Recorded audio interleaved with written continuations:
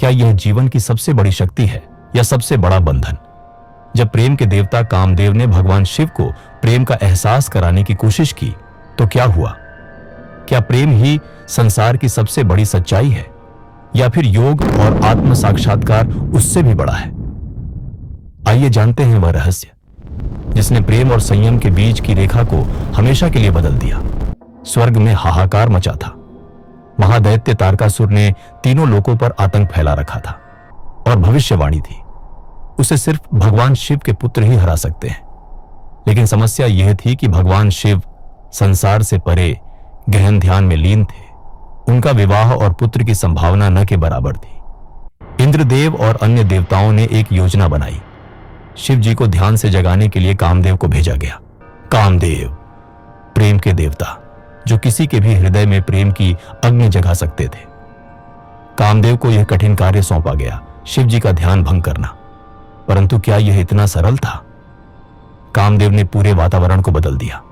वसंत ऋतु जाग उठी, पुष्प खिले, पक्षी प्रेम के गीत गाने लगे। ऐसा लग रहा था जैसे पूरी सृष्टि शिव को प्रेम में बांधने के लिए तैयार हो। कामदेव का बाण अचूक था। यह वही बाण था जिसने सबसे कठोर हृदय को भी प्रेम में झुका दिया था। लेकिन परंतु शिव केवल एक साधारण आत्मा नहीं थे। वे महायोगी, महाकाल, संहारकर्ता।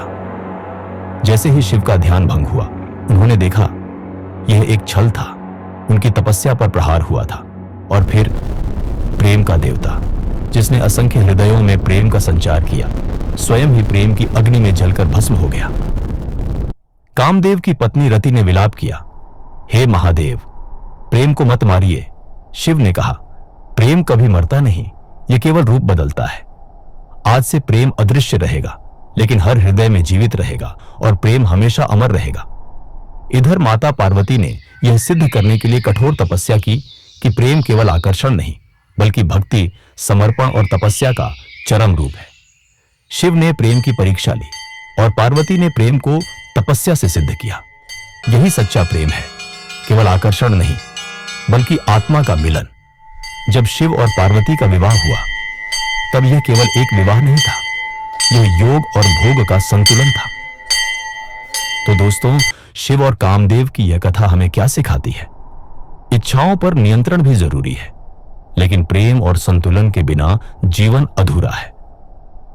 अगर आपको यह कथा रोचक लगी तो वीडियो को लाइक करें, चैनल को सब्सक्राइब करें और कमेंट में बताइए आपको यह कहानी कैसी लगी।